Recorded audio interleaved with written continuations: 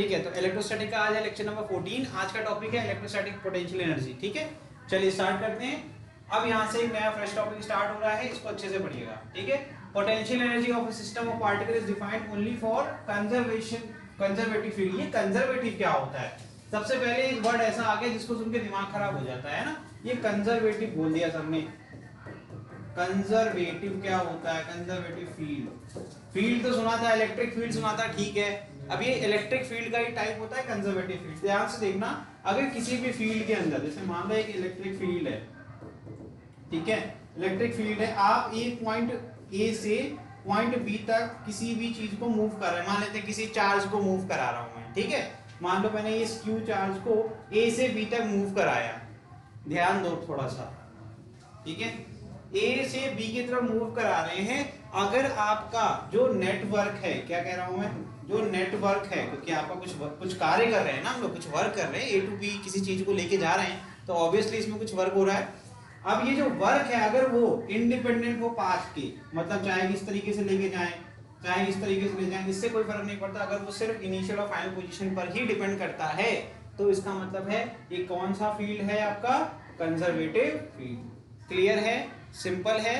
मतलब path independent work हो, मतलब वर्क अगर आप इस पहले पाथ नंबर 1 से करें तब भी सेम हो, पाथ नंबर 2 से करें तब भी सेम हो, और पाथ नंबर 3 से करें तब भी सेम हो।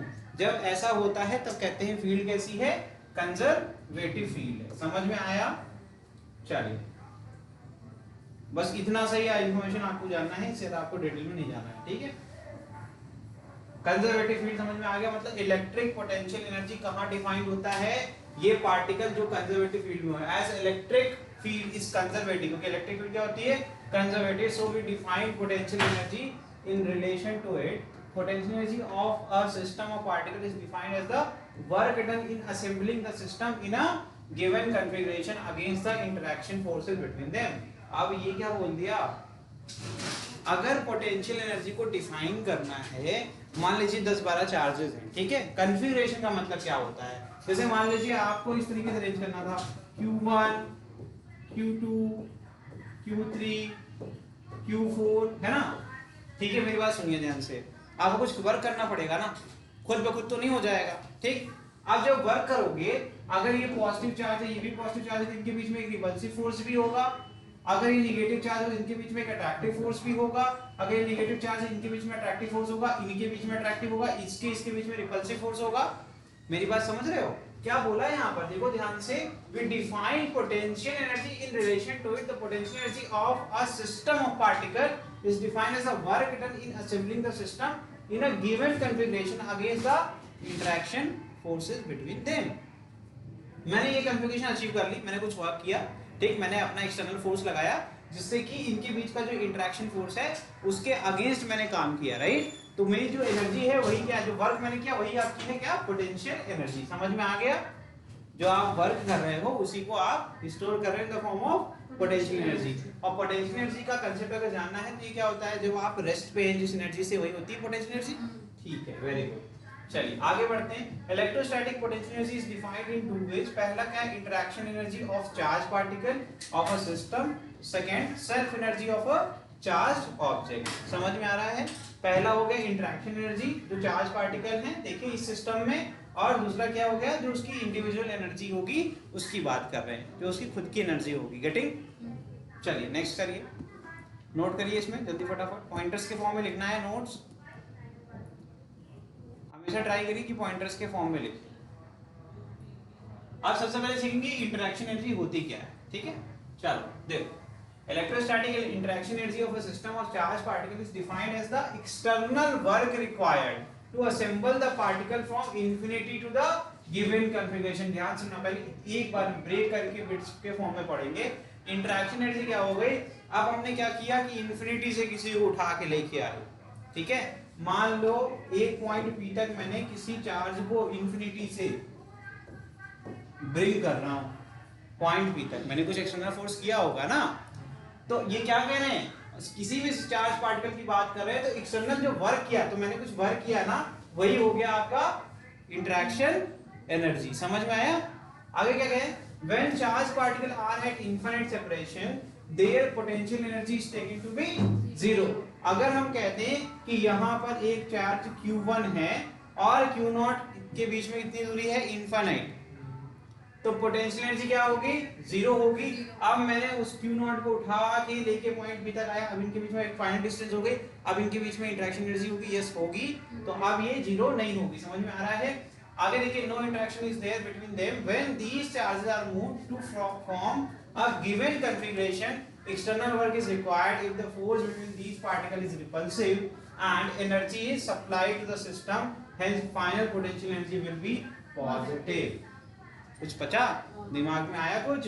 Q0 को उठा के लेके मैं आ रहा हूँ, मैंने इतनी मेहनत करी, एक्सटर्नल वर्क किया है ना, तो वो क्या होगा, एक पोटेंशियल एनर्जी के फॉर्म में उसके अंदर सेव हो जाएगा।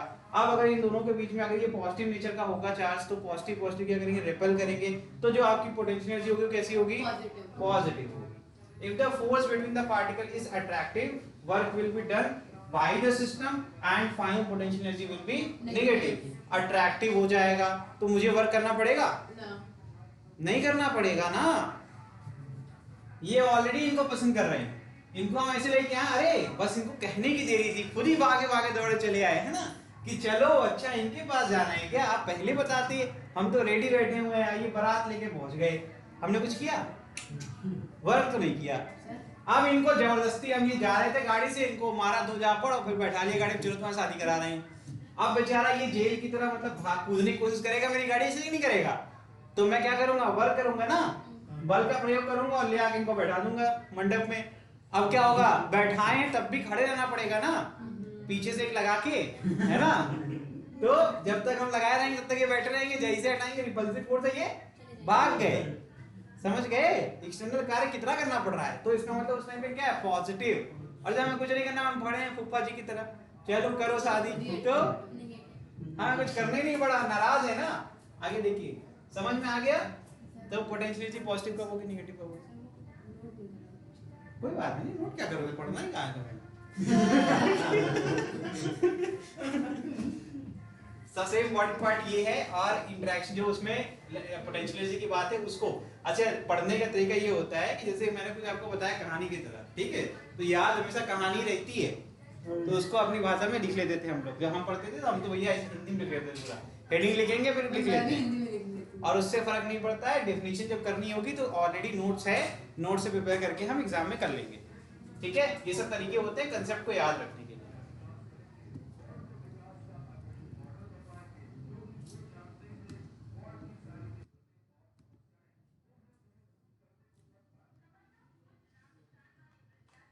मेरा असाइनमेंट अगर नहीं मिला मंडे को, समझ लेना तुम लोग,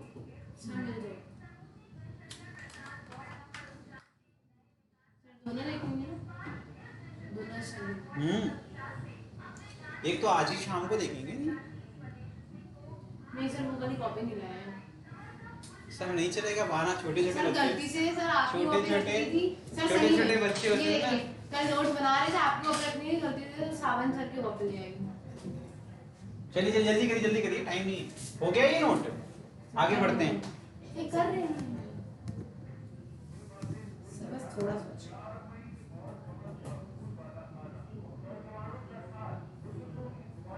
नेक्स्ट, ठीक है, ये भी हो गया। अब देखो यहाँ पर फिगर है, जो मैंने वहां फिगर बनाने की कोशिश करी थी, ऑलरेडी बना हुआ है, इनके बीच सेपरेशन बस यहाँ बना दूं R, ठीक है, बाकी सब तो बना ही हुआ है।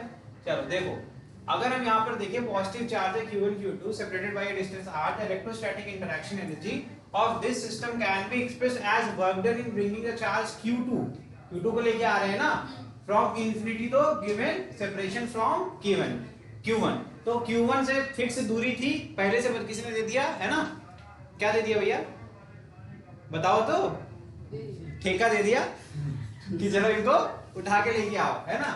गए रेकी करने गए, पहले 2-3 बार रेकी किया, रेकी का मतलब क्या होता है, देखने गए कहाँ मिलेगा, फिर क्या किया, ओमनी वैन खरीद ली, गए इनको उठा लिया, गाड़ी में बैठा लिया, और ऐसे ही देखो यहाँ पर क्या है, हर बार जो हम लोग चेंज कर रहे हैं वो dx रेट से चेंज कर रहे हैं, ध्यान रखना, ठीक है। और यहाँ पर जो आपकी पोजीशन चेंज हो रही है वो ना के बराबर, मतलब बहुत स्लो रेट पर इसको लेके आ रहे हैं, है ना। तो यहाँ से ले आकर कहाँ पर रख दिया हमने, R दूरी पर लाके इसको छोड़ दिया, ठीक है। ध्यान रखना। तो मैंने कुछ यहाँ वर्क किया, तो वर्क डन निकालना है तो क्या होगा, आप देखिए वर्क का बेसिक फॉर्मूला, चलो ये देख के डर लगता है ना, छोड़ दो। ये देखो वर्क पढ़ा था, वर्क क्या होता है, force it dot displacement dot word होता है ना इस, क्योंकि work is a scalar quantity. ये सब तो पता होगा, बचपन से पढ़ते आए हो, नहीं पता तो पढ़ लो। तो यहाँ पर देखिए क्या हो रहा है, आपका डिस्प्लेसमेंट कितना है, मैंने क्या बोला कि मैं हर बार जो चेंज कर रहा हूँ पोजीशन बहुत छोटी सी है, dx, हर बार जो चेंज करूंगा dx धीमे धीमे शिफ्ट करते हुए लेके आऊंगा। और यहाँ पर ऑब्वियसली रिपल्सिव फोर्स होगा, तो यहाँ डबल एरो का मतलब क्या है, रिपल्सिव फोर्स। ठीक है, तो मुझे वर्क करना पड़ रहा है against a repulsive force between both the charges. तो यहाँ पर इस फॉर्मूले को जब मैं देखता हूँ तो फुल फॉर्मूला है ना, जब पूरा डिस्प्लेसमेंट पता हो, यहाँ तो पता ही नहीं है। यहाँ बार बार करना, कहाँ से इन्फिनिटी से लेके आना, कहाँ तक लेके आना है, r तक। तो लिमिट क्या लगेगी, इन्फिनिटी से r। ठीक है बॉस, इन्फिनिटी से r हो गया। f डॉट dx लिखा हुआ, dx क्या है, ऑब्वियसली डिस्प्लेसमेंट है, लेकिन वो छोटू सा डिस्प्लेसमेंट जो हम कर रहे हैं हर बार, तो मतलब dx रेट पर मैं लेके आऊंगा। हर बार अगर मैं डिस्प्लेस करूंगा कितना करूंगा, dx, फिर अगली बार भी dx, फिर अगली बार भी dx, और कब तक करूंगा, जब तक मैं r दूरी पर नहीं पहुंच जाता। तो मुझे क्या करना पड़ेगा, समेशन का इस्तेमाल करना पड़ेगा ना। समेशन यहाँ लग सकता है, नहीं सर, समेशन का बड़ा भाई इंटीग्रेशन है ना, और सीधे क्या लगा दो, क्योंकि आपको रेट पता है, रेट ऑफ पोजीशन चेंज आपको पता है, तो फोर्स आप लगा रहे हो with the respect of the rate dx, her bar dx shift करोगे। ठीक है, तो ये आप इन्फिनिटी से r तक इसको इंटीग्रेट कर दो, काम आपका हो जाएगा। इसके बीच में कूलम्ब्स फोर्स कितना है, कॉमन सेंस है sir, F is equal to होता है K Q1 Q2 upon R square. तो मुझे नहीं पता कितनी दूरी, मैंने x मान लिया, लेट x मान लिया, और x की वैल्यू कहाँ से, पहले इन्फिनिटी थी, बाद में r हो जाएगी। तो इसको मैंने क्या कर लिया, इंटीग्रेट कर लिया। इंटीग्रेट कैसे करेंगे इसको भैया, यहाँ पर देखो, ठीक है, यहाँ k Q1 Q2 की वैल्यू बदलेगी क्या, नहीं बदलेगी, बचेगा क्या, dx 1/x square dx। Writing समझ ना आए तो कृपया मुझे माफ करिएगा, राइटिंग मेरी बहुत अच्छी है और आप बोलेंगे नहीं, तारीफ नहीं करना चाहिए। देखो यार अच्छी dx नहीं लिख दिया मैंने, वो कमल का फूल चल रहा है। ठीक है, अब इंटीग्रेट करना आसान है, कौन सा मान लगेगा, x to the power n वाला, है ना। यहाँ क्या आ जाएगा, x to the power n plus 1 upon n plus 1, इसको नीचे कर दूं मैं, तो ये हो जाएगा k Q1 Q2। ठीक है, मैं इसको यहाँ सॉल्व कर रहा हूँ, ऐसे जंप कर रहा हूँ। ठीक है, फिर यहाँ क्या जाएगा, इंटीग्रेशन में क्या आ जाएगा, x स्क्वायर है, ऊपर जाएगा x की पावर -2 प्लस 1 x की पावर -1, और अपॉन में भी माइनस, और लिमिट क्या होगी, इन्फिनिटी से r तक। ठीक है, नेगेटिव साइन क्यों आ रहा है भैया, x क्या कर रहा है, डिक्रीज कर रहा है, वो ऑटोमेटिक आ जाएगा वैसे भी। तो अगर मुझे एक यहाँ पर वर्क का फॉर्मूला बनाना तो क्या आएगा, तुम लोग को अब लग रहा होगा सर ये कैसे डायरेक्ट चीटिंग कर रहे हो ना, मैं चीटिंग नहीं कर रहा बड़े भाई। देखो यहाँ पर देखो क्या आएगा, k Q1 Q2, minus sign बाहर ले लो, -1 पर लिमिट नहीं लगेगी ना। अनायता बताइए भाई, समझ में आ रहा है आपको, चैट सेक्शन में बताइए। तो ये क्या आ जाएगा यहाँ पर सर, ये 1/x हो जाएगा, और लिमिट क्या हो जाएगी, इन्फिनिटी टू r। पहले अपर लिमिट पुट करते हैं, ठीक है, ये जाएगा 1/r minus 1/ lower limit that is infinity. और अब यहाँ से सीख लो, अगर किसी भी नंबर को 0 से डिवाइड करते हैं तो इन्फिनिटी मिलता है, किसी भी नंबर को इन्फिनिटी से डिवाइड करते हैं तो 0 मिलता है, ये बात पता होनी चाहिए। ठीक है, ये क्या हो जाएगा, इट विल बी 0। फॉर्मूला क्या बन गया, यही वाला, दोबारा लिखूं क्या, अगर मैं मैग्नीट्यूड लूंगा तो यहाँ पर माइनस साइन नहीं लिखूंगा। माइनस साइन क्या रिप्रेजेंट कर रहा है मेरे फॉर्मूले में, क्योंकि x की वैल्यू डिक्रीज कर रही है, x की वैल्यू डिक्रीज कर, देखो ना मैं पहले ज्यादा दूरी पर हूँ, मैं कम दूरी पे आ रहा हूँ, तो डिक्रीजिंग वैल्यू तो नेगेटिव ही होती है ना। ठीक, तो यहाँ क्या आ जाएगा, इसीलिए मेरे फॉर्मूले में, फाइनल फॉर्मूले में क्या आ रहा है, -k Q1 Q2 upon r। ठीक है, फॉर मैग्नीट्यूड प्लस हो जाएगा, मैग्नीट्यूड मॉड्यूलस हमेशा मैग्नीट्यूड को पॉजिटिव कर देता है, ये मैथ से है। अरे सर पूछना भी पाप है। मैंने बार बार बोला मैग्नीट्यूड मैग्नीट्यूड मैग्नीट्यूड, तो मैग्नीट्यूड मतलब सिर्फ पॉजिटिव वैल्यूज। ठीक है, और ठीक लग रहा होगा, है ना? If two charges are of opposite sign, then potential energy will be negative. Energy का साइन हमेशा वर्क के उल्टा होगा ना। देखो मेरी बात सुनो, मैंने वर्क किया, मैंने तुम्हारे पे वर्क किया, जैसे मान लो किसी भी चीज को ऐसे पीटते हैं तो थोड़ी देर क्या गर्म हो जाता है ना। आप वर्क कर रहे हो, एक्चुअल में आप वर्क जो कर रहे हो वो एनर्जी के फॉर्म में सेव हो रहा है उस सरफेस पे, ड्यू टू विच वो हीटिंग इफेक्ट हो रहा है। मेरी बात सुनना ध्यान से। इस केस में जो हमने वर्क किया, मेरा एक्सटर्नल वर्क जो भी आ रहा है, अब वो सेव हो रहा है इन द, अब जिसको मिल रहा है वो वर्क, उसके लिए तो फायदा है ना, उसके लिए क्या आएगा हमेशा पॉजिटिव वैल्यू। एक और चीज सिखा रहा हूँ, दूसरी चीज। अब यहाँ इस केस में देखो, वर्क जब मेरा, देखो इस केस में क्या आ रहा है, मेरे को कुछ वर्क नहीं करना है, तो पोटेंशियल एनर्जी क्या आ रही है, नेगेटिव। क्यों? क्योंकि मुझे कुछ करना ही नहीं है ना, ठीक है। यू क्या हो जाएगा, नेगेटिव। क्लियर है? ओके, सेव कर लो इसको, सेव लिख लो इसको, सेव जल्दी जल्दी लिखिए। देखिए शॉर्ट नोट्स के लिए बता रहा हूँ। अब यहाँ पर पूरा पढ़ने के बाद पूरा पैराग्राफ तो लिखेंगे नहीं। अब जैसे यहाँ पता चल चुका है कि इनफिनिट सेपरेशन के लिए पोटेंशियल क्या हो जाएगी, जीरो हो जाएगी। ठीक, तो मैंने ऐसे लिख दिया पॉइंटर के फॉर्म में, नोट से for infinite separation PE is equal to 0। अगर यहाँ पर दूसरे आगे पढ़ते हैं तो जब आपके रिपल्सिव फोर्स होते हैं दो चार्जेस के बीच में, तो P क्या होता है, पॉजिटिव। तो मैं लिखूंगा if Q1 Q2 are like charges, क्या है, like charges, then PE will be positive. फिर इसी के नीचे फिर bullet point, if Q1 Q2 are unlike charges, क्या हो जाएगा, the PE will be equal to, समझ में आया? ऐसे इतना ही लिखना था बस, इस पूरे पैराग्राफ को पढ़ के इतना कंक्लूड कर लिया। ठीक है, चलिए आगे बढ़ते। ये डेरिवेशन कर लो फटाफट खुद से, ठीक है। डेरिवेशन सिर्फ उतना ही लिखना जितना तुम्हें चाहिए इंफॉर्मेशन, बाकी सब तुम्हें खुद से करना है। क्या तुम्हें चाहिए, यहाँ पर वर्क का जो फॉर्मूला है वो नहीं समझ में आएगा तो उसके लिए बस इतना लिख लो, उसके बाद का डेरिवेशन कुछ नहीं देखने दूंगा मैं, सब खुद से करना है।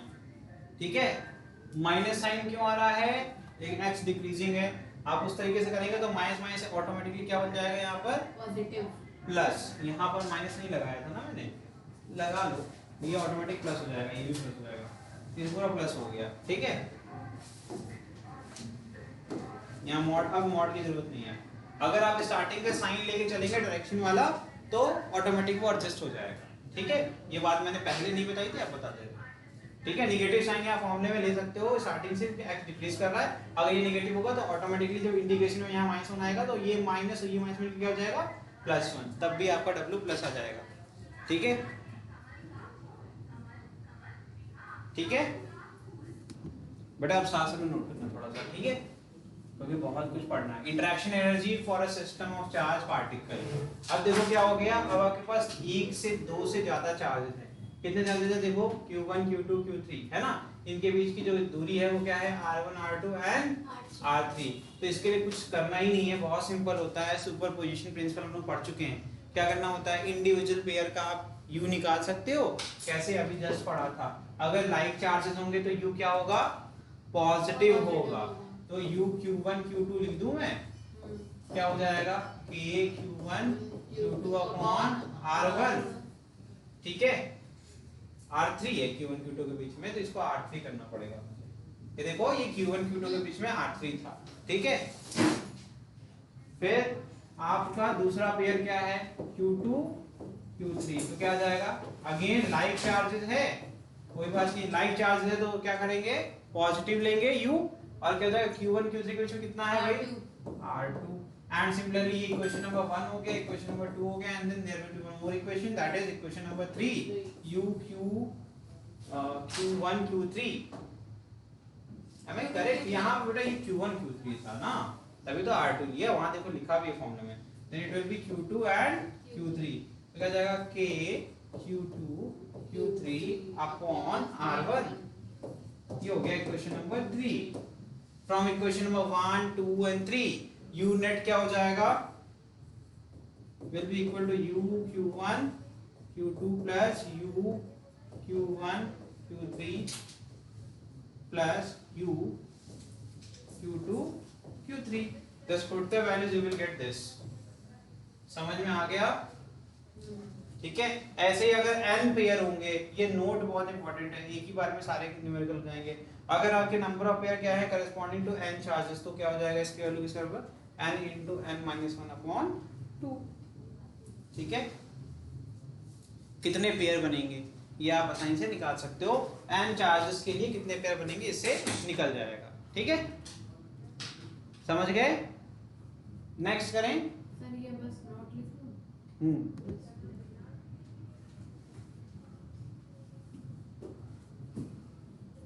शिवान समझ में आ रहा है? सर हो गया। चलो नेक्स्ट, ये क्या है भाई, स्क्वायर जहां पे चार एग्जांपल है, शॉर्ट एग्जांपल है, देख लो फिर भी। यहाँ देखिए -q, यहाँ पर +q, यहाँ कुछ प्लस माइनस माइनस प्लस कुछ लिखा हुआ है। अब वो तुम समझ के चलना, क्यों यहाँ माइनस लिखा हुआ है, ध्यान से, हिंट है ये। Interaction energy will be negative, interaction energy will be positive, interaction energy will be negative, positive. क्यों? लाइक चार्जेस के लिए U पॉजिटिव, अनलाइक चार्जेस के लिए नेगेटिव, लाइक के लिए पॉजिटिव, अनलाइक के लिए नेगेटिव। अगर यहाँ पर एक और दो पेयर और बन रहे हैं, तो सामने सामने से हो गए, और कितने पेयर बन रहे हैं, डायगोनली बन रहे हैं, बस दैट्स इट। तो सबके लिए आप U निकालेंगे और टोटल U सॉल्व कर लेंगे। U सिस्टम का सॉल्व करके जरा वेरीफाई करो क्या ये सेम आंसर आ रहा है आपका, ये आपके लिए छोड़ दिया मैंने, कर लेना। नंबर ऑफ पेयर्स निकालने हैं तो वो तो ऐसे निकल जाएगा, कैसे, अभी एक फॉर्मूला पढ़ा था ना, n into n-1/, क्या होता है ना, कई बार हम लोग ऐसे देखते हैं तो गलती हो सकती है, इसीलिए इस फॉर्मूले का यूज करो फॉर नंबर ऑफ पेयर्स निकालने के लिए। n क्या रिप्रेजेंट कर रहा है, चार्जेस, तो 4 into 4-1/2, ये हो जाएगा 2 into, समझ में आया। और वैसे भी मैंने बता दिया, वो बात अलग है, 1 2 3 4 5 और 6, समझ में आ गया। अभी ये इस फॉर्मूले से फायदा क्या होगा न्यूमेरिकल्स में, कि आप फटाफट पहले ये जान लें कितने पॉसिबल पेयर्स हैं। जब पेयर्स पता होंगे तो फटाफट आप उसके बाद पेयर बनाने के लिए देख पाएंगे। अब आपको पता 6 बनाने, तो 6 आराम से मिल जाएंगे। खुद से देखोगे तो एक भी मिस हो गया तो आपका गया। ठीक है बॉस, ये क्वेश्चन आपको करना है, इसमें कुछ भी दम नहीं है, फिर भी ट्राई करो। नहीं कर पाओगे अभी मैं कर दूंगा, ट्राई करो फटाफट। सिर्फ डायगोनल वाले में ही जो आपका डिस्टेंस है ये बताएगा कोई मुझे क्या होगा, √2a ही तो होगा डायगोनल की डिस्टेंस। किसी भी स्क्वायर में अगर साइड्स कितनी है, a लेंथ की हैं, तो डायगोनल की वैल्यू कितनी होगी, √2a। याद कर लो अगर नहीं पता है तो। पाइथागोरस लग रहा है बेटा, सिंपल पाइथागोरस। क्या होगा, √a² + a², 2a², रूट के बाहर a आ जाएगा, √2a बच जाएगा।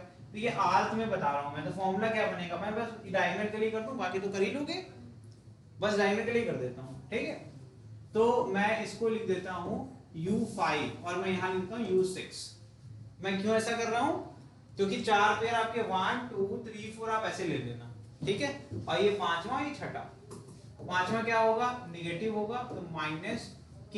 अब यहां देखो ये -q और ये +q मल्टीप्लाई होगा तो q² अपॉन -n मैंने पहले ही ले लिया ना, अपॉन डिस्टेंस कितनी है, √2a, यही तो आएगा ना।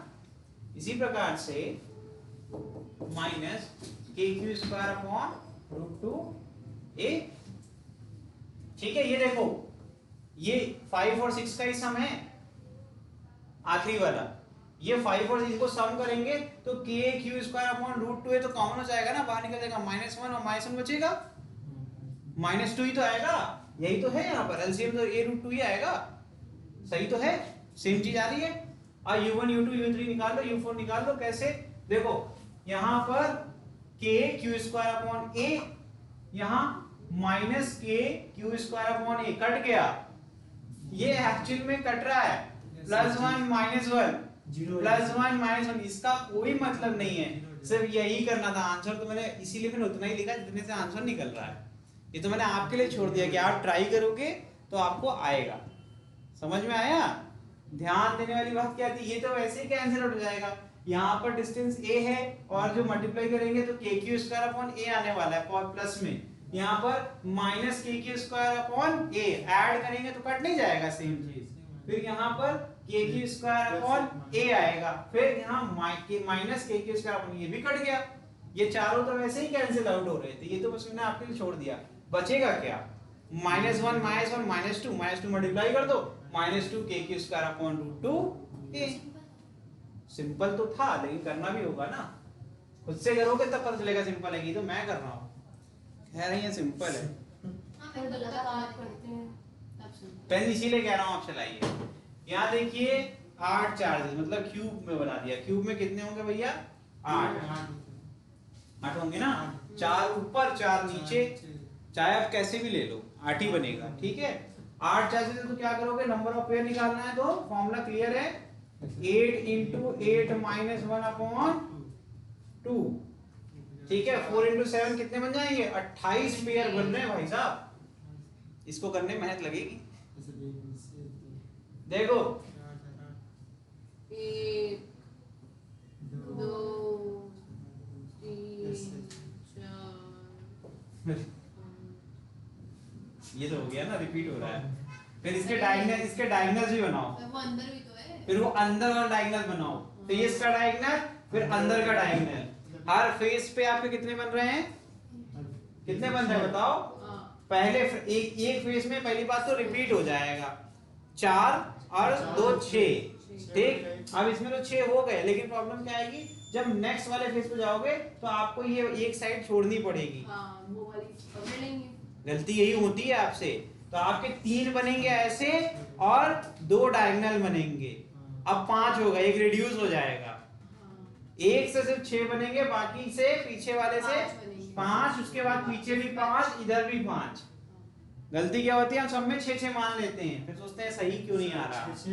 6 मान लोगे तो 36 हो जाएंगे, और अभी भी गलत है, अभी तो ये यहाँ से आखिरी वाले का डायगोनल तो भूल ही गए तुम। सर वो मैंने बोला था सर, ठीक है, तो ये आपका होमवर्क है, इसमें खूब दिमाग लगाओ। मैंने नंबर ऑफ पेयर बता दिए, क्यूब बना लेना बढ़िया सा, और क्यूब बना के पेयर ढूंढते रहना, ठीक है। और करके मुझे ये आंसर करके दोगे, सबमिट करोगे, ये आंसर आ रहा है या नहीं आ रहा। अगर ये कर लोगे तो उसके बाद आपको कभी भी पोटेंशियल एनर्जी निकालने में गलती नहीं होगी, ठीक।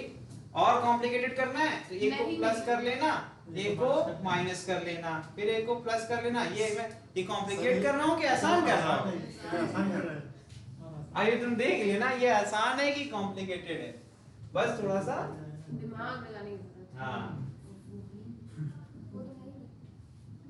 देखो भाई, ये सब मैं नहीं बोलता बच्चों, देखो भाई आप खुद कह रहे हैं आपका दिमाग नहीं है, आपका पैर दर्द हो रहा है, ये सब मैं नहीं बोल सकता। Electric potential is a scalar property of every point in the region of electric field। ध्यान से देखो क्या कह रहे हैं, इलेक्ट्रिक पोटेंशियल क्या है कि स्केलर प्रॉपर्टी है हर पॉइंट किसी भी एक रीजन में, ठीक है। ध्यान समझना, जब अभी हम पढ़ेंगे, अभी आगे गॉसियन थ्योरम में वापस से लेके आऊंगा।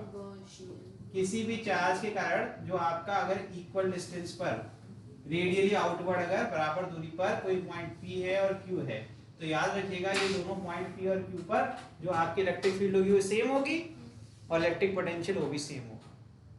ये अभी हम लोग पढ़ेंगे, ठीक है। At a point in electric field potential is defined as the interaction energy of a unit positive charge if at a point in electric field a charge Q0 has potential energy U। क्या बोला, किसी भी electric field में, ठीक है, किसी भी point पर अगर हम चार्ज करें Q0 के पास कितनी एनर्जी है U, ठीक।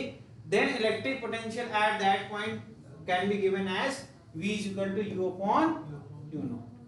E क्या पढ़ा था, E is equal to F upon Q0, और U क्या पढ़ रहे हैं, V क्या पढ़ रहे हैं, V क्या पढ़ रहे हैं, U upon, समझ में आ गया, बस ये एनर्जी में कन्वर्ट कर दिया, ठीक है।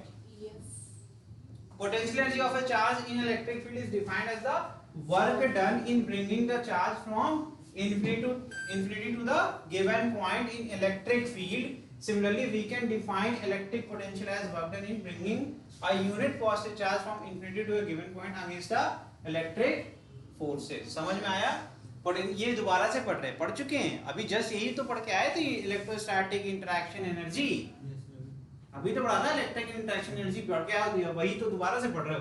तो पोटेंशियल एनर्जी हो गया। अब आगे देखिए, potential at a point can be physically interpreted as the work done within the conservative field. अब फील्ड के अंदर जो कार्य किया in displacing a unit charge from infinity to the point. समझ में आया। तो अब पोटेंशियल का दूसरा फॉर्मूला क्या है, V is equal to W upon Q naught. समझ में आया? नोट कर ले, नोट कर ले फटाफट। अनायता समझ में आ रहा है बेटा? कोई डाउट हो तो पूछ लीजिए मुझसे।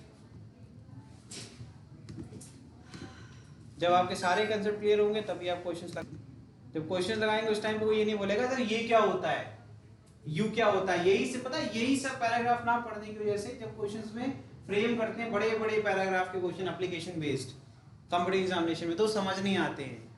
वहां पे भी यही सब कंडीशंस घुमाते रहते हैं कि हमने क्या किया, इन्फिनिटी से एक चार्ज को उठा के लेके आए। अब इसको पता रहेगा कि लेके आए तो क्या करना पड़ा होगा, कुछ वर्क करना पड़ा होगा। फिर बता दिया पॉजिटिव चार्ज को लेके आए, तो जो पढ़ा होगा तो तुरंत याद आएगा पॉजिटिव चार्ज को लेके आते थे तो फिर रिपल्सिव फोर्स होगा तो यू क्या होगा आपका, पॉजिटिव होगा। ये सारी बातें वहीं पर काम आएंगी। ठीक है, चलिए नेक्स्ट। जरा मुझे इसमें से कुछ भी ना समझ में आया तो बताइए, जल्दी से देखिए, जल्दी से। क्या लिखा हुआ है भाई? ये स्केलर होता है और पहले ही बता दिया हम लोग ने। ठीक है, ये क्या है भाई? इसका डायमेंशन, डायमेंशन कौन बताएगा? जल्दी से बताओ, डायमेंशन कैसे आया? अभी एक फॉर्मूला पढ़ा था हम लोग ने, क्या पढ़ा था? W upon Q not. यही तो होता है आपका पोटेंशियल, इलेक्ट्रिक पोटेंशियल। इसका डायमेंशन बताओ, वर्क का डायमेंशन क्या होगा? वर्क होगा force into displacement upon charge. Force क्या होता है? mLT-2। डिस्प्लेसमेंट क्या हो जाएगा? L अपॉन ये हो जाएगा AT, हो जाएगा mL2T-2। नीचे क्या है? AT। अभी ऊपर आएगा तो क्या बन जाएगा? mL2T-3A-। अरे ऐसे ही कुछ लिखा हुआ है क्या? हाँ। लेकिन सर बस माइनस नहीं है, मेरी आंखें खराब। चश्मा लगा लो। फिर ये क्या हो गया आपका? पोटेंशियल का दूसरा फॉर्म। हम लोग क्यों बार बार कह रहे हैं इलेक्ट्रिक पोटेंशियल क्या होता है? इलेक्ट्रिक फील्ड के अंदर जो वर्क कर रहे हैं, इलेक्ट्रिक फील्ड के अंदर हम क्या कर रहे हैं, उसको लेके आ रहे हैं। तो यहाँ पर ध्यान रखिएगा कि अगेंस्ट द रिपल्सिव जो भी आपका फोर्सेस लग रहे हैं उसके अगेंस्ट है। तो v equal to minus infinity to r, क्योंकि हम इन्फिनिटी से ब्रिंग कर रहे हैं। ठीक है, इलेक्ट्रिक फील्ड के अंदर किसी भी पॉइंट p तक। और क्या है? रेट ऑफ पोजीशन जो आप लेके आ रहे हैं ब्रिंग करना, वो क्या है? तो अगेंस्ट द इलेक्ट्रिक फील्ड जो हम लोग काम करते हैं। ठीक है,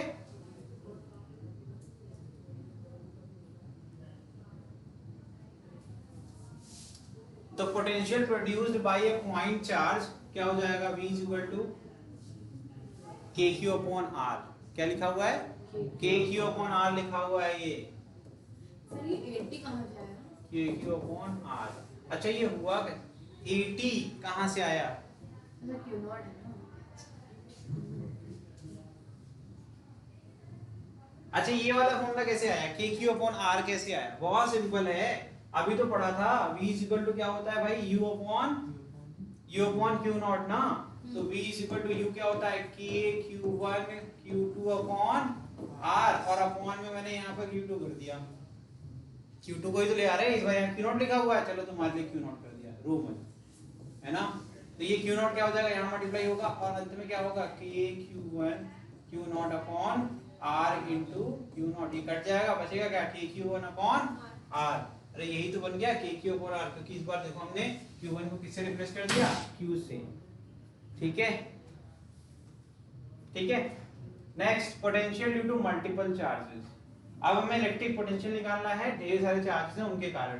तो कुछ नहीं करना है, वापस से सुपरपोजिशन प्रिंसिपल यूज करेंगे। सुपरपोजिशन प्रिंसिपल क्या कहता है? इंडिविजुअल चार्जेस के कारण पोटेंशियल निकाल लो कॉमन पॉइंट पर। पॉइंट P पर निकालना था, ठीक है भाई, पॉइंट P पर निकाल लिया। पहले Q1 की वजह से क्या है यहाँ पर इसका R1, फिर Q2 की वजह से क्या हो गया तेरा R2, एंड Q3 हो गया तेरा R3, Q4, Q5, Q6, ऐसे करते हुए कर लीजिए।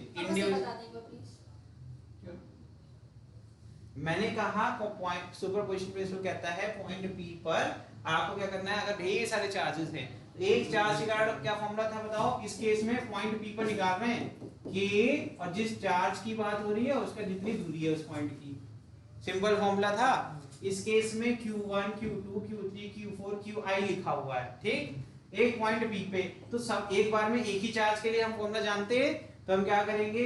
V ड्यू टू Q1 क्या आ जाएगा? K Q1 अपॉन R1, फिर V Q2 क्या आ जाएगा K Q2 upon R2, V Q3 क्या आ जाएगा K Q3 upon R3 and so on, कहां तक QI तक, जितने चार्ज लेने हैं सब ले लो अपॉन RI।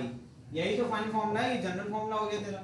टोटल क्या हो जाएगा, इन सबको जोड़ डालो, तो यही तो कर रहे हैं, ठीक है। और हर बार चेंज क्या हो रहा है, चार्ज चेंज हो रहा है और पोजीशन चेंज हो रही है, ठीक है। K की वैल्यू कांस्टेंट है तो K बाहर ले लिया, ये आपका फॉर्मूला बन गया, ठीक है। तो यहाँ क्या लिखा हुआ है, V is equal to summation का मतलब क्या है, I की वैल्यू बढ़ाते जाओ, आपका बदलता जाएगा वैल्यू। I की वैल्यू 1 पुट कर दो तो Q1 अपॉन R1 जाएगा, तो K Q1 अपॉन R1, ये पहला वाला मिल गया। फिर समेशन का मतलब क्या होता है, उसके बाद जैसे I की वैल्यू बदलेगी वैसे बीच में प्लस का साइन आ जाएगा। रुक जाओ जरा, मैं एक स्लाइड ऐड कर लूं। तुम लोग के चेहरे पे ऐसा लग रहा है कि बुखार चढ़ा हुआ है बहुत भयंकर, तो बुखार उतार देते हैं आप लोगों का, है ना। चलो देखो, कुछ करना नहीं था, दिमाग ही नहीं लगाना था, लेकिन अब क्या कर सकते हैं, दिमाग लगा दिया आप लोगों ने। ये हो गया Q1, ये हो गया Q2, ये हो गया Q3, ये हो गया QI, बीच में ढेर सारे। I का मतलब क्या होता है, जितना मन करे उतना रख लेना। I के लिए 100 मतलब 100 चार्जेस हो जाएंगे। डॉट डॉट का मतलब ऐसे ही रिपीट हो रही है बार बार बातें, इसकी वजह से जो, ठीक है। ये हो गया R1, ये हो गया R2, ये हो गया RI। तो V नेट क्या हो जाएगा भाई, V1 plus V2 plus V3, और इस तरीके जोड़ते जाओ जब तक आपका खत्म नहीं हो जाता। V1 कितना हो जाएगा K Q1 upon R1, V2 क्या हो जाएगा K Q2 upon R2, K Q3 upon R3, और ये कहां तक जाएगा K QI अपॉन RI। अब मुझे इस भाई साहब को मिटाना पड़ेगा, ठीक है, इस भाई साहब को यहाँ रखें, ठीक है, क्लियर है। चलो देखो बड़े भाई, अब यहाँ से देखो कुछ कॉमन है, K कॉमन सब में आ रहा है, K बाहर ले लिया, बचेगा क्या Q1 upon R1 plus Q2 upon Q3 upon, और कहां तक जाएगा QI अपॉन,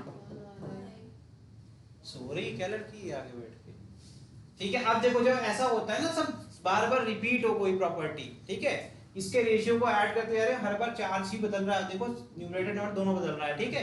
तो क्या कर देंगे, समेशन लगाते हैं, वहां पर ही समेशन लगता है। I की वैल्यू हम लिख देंगे 1, और कहां तक जा रही है, I तक जा रही है, और यहाँ क्या जाएगा QI अपॉन RI। इसको अगर एक्सपैंड करना है, नहीं आता है, वापस से देखो क्या बन के आएगा, देखो I की वैल्यू एक बार 1 ले लो, इसको ब्रैकेट लगा दो, तो क्या जाएगा Q1 अपॉन R1। उसके बाद जैसे I की वैल्यू बदलोगे, 1 से 2 कर दी, तो यहाँ पर एक प्लस का साइन लग जाएगा, समझ गए।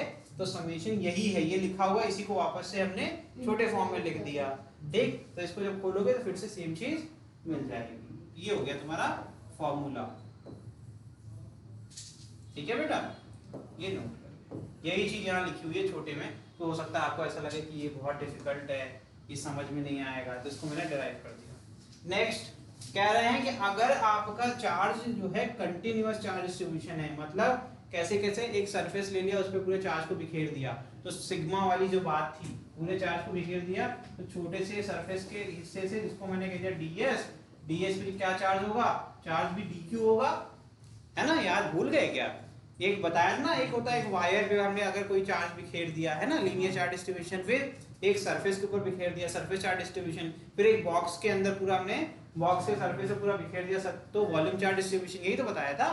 तो यहाँ पर एक आपने डिस्क ले ली, डिस्क पे आपने 10 कूलम का चार्ज से छोड़ दिया, तो वो पूरे डिस्क पे फैल जाएगा। तो मैंने कहा डिस्क के हर एक कोने से यहाँ पोटेंशियल होगा कि नहीं होगा, होगा ना। तो किसी भी पॉइंट बी पे निकालना है, तो हमने छोटा सा ले लिया, पहले कट पीस कर लिया, तो उस पे छोटा सा चार्ज कितना हो गया dq, तो यहाँ पर सिग्मा क्या हो जाएगा dq अपॉन ds, यही तो होगा ना। तो dq की वैल्यू क्या आ जाएगी भाई, सिग्मा इंटू ds आएगी कि नहीं आएगी। तो dv इज इक्वल टू क्या आ गया, dv क्या है, ये छोटे वाले पोर्शन की वजह से पोटेंशियल एट पॉइंट P, तो क्या आ जाएगा K, और अब चार्ज कितना है dq है upon r, kq upon r ही वही यूज कर रहे हैं, बस यहाँ पर स्मॉल d रिप्रेजेंट करता है कि smallest portion of the total charge. समझ में आया? अब यहाँ इंटीग्रेशन क्यों लगा रहे हैं? क्योंकि अब हमें टोटल चार्ज के लिए निकालना है तो हमें इंटीग्रेट करना पड़ेगा, और किसको करेंगे? dq को ही करेंगे। ठीक है, तो जैसे ही हम पुट कर देंगे सिग्मा इनटू ds के फॉर्म में तो आपका ये आ जाएगा। लास्ट पॉइंट क्या है? In the presence of dielectric medium potential decreases becomes 1 upon epsilon r times of its free space. कैसे? इस पूरे फॉर्मूले में नीचे ही तो मल्टीप्लाई होगा, एप्सिलॉन नॉट की जगह क्या आ जाएगा? Epsilon not epsilon r। तो पूरी वैल्यू अगर देखा जाए तो सब कुछ सेम रहेगा, बस यहाँ पर एक्स्ट्रा क्या जाएगा? 1 अपॉन एप्सिलॉन r। तो इतना ही तो डिक्रीज करेगा, डिनोमिनेटर में कुछ बढ़ता है अगर तो पूरी वैल्यू घटती है, तो ये एप्सिलॉन r की वैल्यू आने से क्या होगा? पूरी वैल्यू डिक्रीज हो जाएगी। ठीक है, यही लिखा हुआ है। आगे बढ़े, चलिए नोट कर लीजिए भाई। चलिए देखिए next, potential difference between 2 points in an electric field. ठीक है, अगर हमने 2 पॉइंट ले लिया, इस पर एक पॉइंट पर पोटेंशियल आसपास के जो भी चार्ज है उनके कारण कितना है? VA है। अब पॉइंट B पर पोटेंशियल कितना है? VB। समझ में आ रहा है ये पोटेंशियल डिफरेंस क्या होता है? क्योंकि जिस जो पॉइंट की दूरी होगी मतलब r चेंज होगा, स्मॉल r चेंज होगा, तो पोटेंशियल चेंज होगा कि नहीं होगा? अभी जो फॉर्मूला पढ़ के आए हो क्या होता है? V = K × Q, जिस चार्ज के कारण पोटेंशियल निकाल रहे हैं अपॉन r। r क्या है? उस चार्ज से उस पॉइंट की दूरी। तो मतलब r की वैल्यू अगर चेंज होगी तो पोटेंशियल घटेगा या बढ़ेगा? बढ़ेगा ना? वेरी गुड, ठीक है, वेरी गुड। डिनोमिनेटर इंक्रीज करता है, तो आज से हम लोग नई फिजिक्स पढ़ रहे हैं और नई मैथमेटिक्स पढ़ रहे हैं कि जब डिनोमिनेटर बढ़ता है तो पूरी वैल्यू इंक्रीज हो जाती है ना? है ना बेटा? संस्कृति बताओ, देखो अभी पूरी दुनिया को पता चलना चाहिए ना कि आपका ये अलग इंटेलिजेंस। मुझे लगा नहीं होता है, जब मैं ध्यान से बोल रहा हूँ, जब मैंने बोला K Q अपॉन R, मैंने अच्छे समझाया कि ये जो R होता है उस पॉइंट की दूरी होती है इस चार्ज से, तो आप होश में नहीं है। ठीक है, और धीमे धीमे बोल के आपको समझा रहे हैं, ध्यान से पढ़िए क्लास में। देखो भाई VA VB हो गया, अब ये दोनों की अलग अलग वैल्यूज होगी पोटेंशियल की, कॉमन सेंस हो गया कि हाँ सर डिस्टेंस अगर अलग अलग होगी, एक कॉमन चार्ज है, इसका मतलब पोटेंशियल अलग होगा। अगर डिफरेंस निकालना है तो मतलब इन दोनों की वैल्यू को सब्ट्रैक्ट कर दीजिए, तो आपकी VB माइनस VA करना तो आसान है ना? अब ये यहाँ पर कह रहे हैं B और A से क्या है भाई? पोटेंशियल का फॉर्मूला क्या था? E dot dr। सिंपल है, बस लिमिट पुट कर देनी है। अगर मैं 2 बार लिखूंगा, इधर देखो ध्यान से, अगर मैं इसको 2 बार लिखूं KQ अपॉन R1, मैंने VA लिख दिया, सुनना ध्यान से, अब मैंने VB लिख दिया KQ अपॉन R2, चेंज क्या आया? पोजीशन ही तो चेंज हुई है ना, A टू B हो गई। ये A और B लिमिट में क्या रिप्रेजेंट करते हैं? ये सिर्फ पोजीशन को ही तो रिप्रेजेंट करते हैं, तो वो सिंपल है। तो इसीलिए लिमिट कहां से कहां तक? A टू B, जो हमने फॉर्मूला पढ़ा था वही सेम फॉर्मूला यूज कर लिया। ठीक है, तो if a charge is shifted from point A to point B, version against electric forces can be given as W = Q into VB minus VA। कैसे कैसे? अरे भैया ये क्या हो गया? V = क्या होता था बेटा? W upon Q, तो W = क्या जाएगा? ठीक है, ठीक है, तो इंडिविजुअल पॉइंट्स का निकाल लें, तो हम कह रहे हैं कि यहाँ पर जो है वो कितना है? W बताइए, बताओ ना? Q VA, और यहाँ पर Q VB। चेंज इन क्या आएगा? वर्क में जो चेंज आया क्या? WB माइनस WA, तो वापस से तो हमें यही मिलेगा ना। तो if in a situation work done by electric forces is asked, अगर किसी ने पूछ दिया कि इलेक्ट्रिक फोर्सेस ने कितना वर्क किया, ये तो आपने रिपल्सिव फोर्स के अगेंस्ट काम किया ना, जो भी आपका इलेक्ट्रिक फील्ड लग रहा था उसके अगेंस्ट आके आपने पोजीशन को चेंज कर दिया। ठीक है, तो आपने वर्क किया तो ये आ गया, तो आपका फाइनल पॉइंट इंपॉर्टेंट है। लेकिन अब जब आप वर्क कर रहे थे तो उसके अगेंस्ट कोई वर्क कर रहा था? हाँ कर रहा था, इलेक्ट्रिक फोर्सेस, तो उसका तो उसके लिए तो ये हो जाएगा ना आपका V, यहाँ पर VA माइनस VB होगा, क्योंकि उल्टा देखेगा ना उसके लिए, तो उसके पॉइंट ऑफ व्यू से तो ये हो जाएगा आपका। यहाँ पर लिखा भी हुआ है, इसीलिए किसी ने अगर पूछ दिया कि इलेक्ट्रिक फोर्सेस कितना किया तो क्या आ जाएगा? ठीक है, ए टू बी के लिए है, ध्यान से रखना ए टू बी के लिए है, बार बार बता रहा हूं, ठीक। आगे देखिए वीबी अगर लेस देन है वीए के लिए, वीए से, तो charges have a tendency to move towards B, क्योंकि लो पोटेंशियल पॉइंट होता है। क्या भैया, हमेशा चार्ज हायर पोटेंशियल से लोअर पोटेंशियल की तरफ जाता है। समझ में आया? आगे देखिए, it implies that electric forces carry the charge from high potential to low potential point. ठीक है, समझ में आया? आगे देखिए, इसका मतलब है कि हम कह सकते हैं इलेक्ट्रिक पोटेंशियल क्या करता है, डिक्रीज करता है, अगर हम बात करें in the direction of electric field. ये इसको मैंने पहले ही बता दिया, क्योंकि आर की वैल्यू बढ़ेगी तो वी की वैल्यू, इलेक्ट्रिक फील्ड अगर आउटवर्ड होगी तो बाहर की तरफ इलेक्ट्रिक फील्ड जैसे बढ़ती जाएगी, क्या होगा, पोटेंशियल डिक्रीज करेगा, क्योंकि जितनी दूर पॉइंट होगा उतनी दूर उसका उतनी बड़ी वैल्यू होगी आर की, और पूरी वैल्यू आपकी डिक्रीज कर जाएगी। ठीक है, समझ में आया? As electric field is conservative work done and hence potential difference between two points is path independent and depends only on the position of initial end. मैंने ये बहुत पहले पढ़ा दिया है ना, स्टार्टिंग जब हुई थी कंजर्वेटिव से, तभी मैंने बता दिया था ये वाला पैराग्राफ पूरा, है ना। तो अगर दो पॉइंट के बीच में, अब ये मैंने ऐसे कर्व क्यों बनाया, ऐसे आप चाहे तो स्ट्रेट लाइन बना लो, इससे कोई फर्क नहीं पड़ेगा। ठीक है, तो यहाँ पर पाथ इंडिपेंडेंट होता है, तो W1 W2 मतलब अलग अलग पाथ, को नीचे भी बना हुआ है देखो, वहां कंजर्वेटिव फील्ड वाला डायग्राम। ठीक है, ये अब अच्छे से नोट कर लो। ठीक है,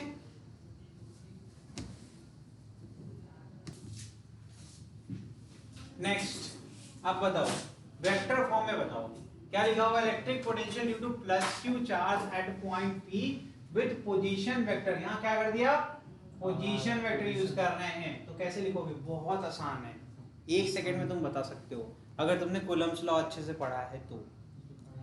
जल्दी से बताओ फिर।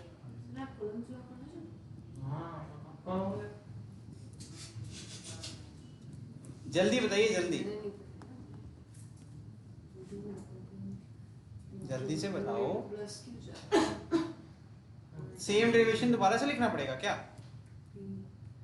अरे सर, जो आपने डेरिवेशन लिखी थी सेम चीज दोबारा लिखना पड़ेगा, माइनस ई डॉट, यहाँ पर देखो ये स्केलर वैल्यूज होती हैं, पहले से पता है ना कि यहाँ पर पोजीशन वेक्टर आर है, ठीक है, लेकिन आपको भी पता है कि पोटेंशियल क्या होता है, कि स्केलर वैल्यू होती है। अरे नहीं याद है, कैसे भूल जाते हो, ये देखो लिखा हुआ है इतने बड़े बड़े अक्षरों में, क्या तुम इसको वेक्टर बना दोगे क्या? हाँ, स्केलर है ना, तो फिर भी अगर दो वेक्टर क्वांटिटीज अगर हमारे फॉर्मूले में आ रही हैं, स्टिल आंसर अगर स्केलर आ तो उसका एक ही रीजन होता है ना, that is there is a dot product, मतलब स्केलर प्रोडक्ट हो रहा है बिटवीन द टू वेक्टर। कहां से, इंफिनिटी से आर लेके आ रहे हैं। ठीक है, ठीक है, वो छोड़ रहे, ठीक, देखो आ गया, जल्दी छोड़िए सर, करो खुद से करो। तो डॉट प्रोडक्ट क्या होगा इस केस में बालको ध्यान से देखो, यहां पर जो दिशा है इलेक्ट्रिक फील्ड की और जो पोजीशन वेक्टर की दिशा है, क्या ये सेम है, क्या ये एक दूसरे के समांतर हैं, क्या पैरेलल हैं? हाँ, दो रेखाएं जब एक दिशा में होती हैं और दोनों समांतर पाई जाती हैं, तो उनके बीच में कोण क्या होता है, शून्य होता है। बताओ यार, हिंदी भाषी हो के हिंदी नहीं बोलना जानते। मैं बोल रहा हूँ इलेक्ट्रिक फील्ड और आपका अगर पोजीशन वेक्टर दोनों एक दूसरे के पैरेलल हैं, तो थीटा कितना होगा, 0 होगा। तो ए वेक्टर डॉट बी वेक्टर कभी भी करेंगे तो आपको क्या मिलेगा, ए बी। इसमें क्या बोला, ध्यान सुनिए आप, क्योंकि ये पूरी दुनिया को पता होना चाहिए कि संस्कृति से टैलेंटेड कोई नहीं है। अगर ए वेक्टर डॉट बी वेक्टर करेंगे तो हमें सी वेक्टर मिलेगा। यहाँ पर जो थीटा है, ये दोनों वेक्टर के बीच का एंगल है, तो यहाँ क्या जाएगा, ए बी कॉस 0। कॉस 0 क्या होता है, 1। कैसे मैंने किया, मैंने यहाँ पर ए बी की वैल्यू अभी नहीं मानी है, ये मैं लिख दूंगा, ये ए वेक्टर हो गया, ये मेरा बी वेक्टर। ठीक है, कोई बात नहीं, संस्कृति जो है वो आज कुछ यूनिक करने के लिए है। ई डी आर कॉस 0, ठीक है। cos 0 क्या हो जाएगा 1। इसका अब इसके आगे से आप बेसिक है डेरिवेशन कर सकते हैं। क्या होता है k q upon r square, electric field का फॉर्मूला तो बताइए, किसी भी पॉइंट p के लिए क्या होता है k q upon r square. r क्या है, जो पॉइंट p की दूरी है, ये cos 0 बन जाएगा 1। अब सिंपल इंटीग्रेशन है तो यहाँ से क्या जाएगा इन्फिनिटी टू r, यहाँ जाएगा k q upon r square, और यहाँ क्या जाएगा dr। अब k q को बाहर ले सकते हैं तो फटाफट ले लेते हैं माइनस k q, और यहाँ क्या जाएगा r to the power -2 dr। Infinity से कौन सा फॉर्म लगेगा, x to the power n वाला, है ना, सिंपल फॉर्मूला है। क्या आ जाएगा माइनस के क्यू, और क्या आ जाएगा बताओ भाई, r की पावर -2 + 1 -1, r की पावर -1, और नीचे क्या जाएगा -1, ठीक है, -1 आ जाएगा। अरे सर क्या ये बताओगा ये। चलिए लिमिट देखिए इन्फिनिटी से r, ठीक है। अब क्या करेंगे, -1 को बाहर ले सकते हैं तो बचेगा क्या k q, और यहाँ क्या बचेगा, कैसे किया, ये -1 बाहर आएगा, माइनस प्लस हो जाएगा, ये 1 अपॉन r, और लिमिट क्या होगी इन्फिनिटी से r, ठीक है। तो v की वैल्यू क्या आएगी फाइनली बताओ, ये r की वैल्यू पुट करोगे तो r ही रहेगा, और इन्फिनिटी पुट करोगे तो 1 अपॉन इन्फिनिटी इज 0। अभी किया था upper limit minus lower limit, तो मैं इधर एक बार कर देता हूँ फिर भी, अगर किसी को समझ में नहीं आ रहा है तो उसके लिए 1 upon r minus 1 upon infinity, ये वाला पार्ट हो जाएगा 0, बचेगा क्या 1 अपॉन r, तो बचेगा क्या k q अपॉन, यही आपका फाइनल फॉर्मूला है। k की वैल्यू आप 1 upon 4 pi epsilon not put कर सकते हैं। समझ में आ गया। होमवर्क लिख लीजिए फटाफट, होमवर्क है ये आपका, ये आप कर सकते हैं, इसमें कुछ भी ऐसा नहीं है। इसका ऑलरेडी मैंने डेरिवेशन इलेक्ट्रिक फील्ड वाला कराया हुआ था, बस उसका ही कुछ इस्तेमाल कर लेना और दिमाग लगा लेना। ये आपका क्या है, रिंग चार्ज है, इसकी वजह से आपका पॉइंट V पर इलेक्ट्रिक पोटेंशियल निकालना है, ठीक है। ये आपका होमवर्क है, ठीक है। चलिए आज के लिए इतना ही, हम लोग मिलेंगे अगली क्लास में। अगली क्लास में क्या पढ़ेंगे, पहले तो डेरिवेशंस करेंगे और उसके बाद हम लोग इक्विपोटेंशियल सर्फेस के बारे में पढ़ेंगे, ठीक है। Thank you.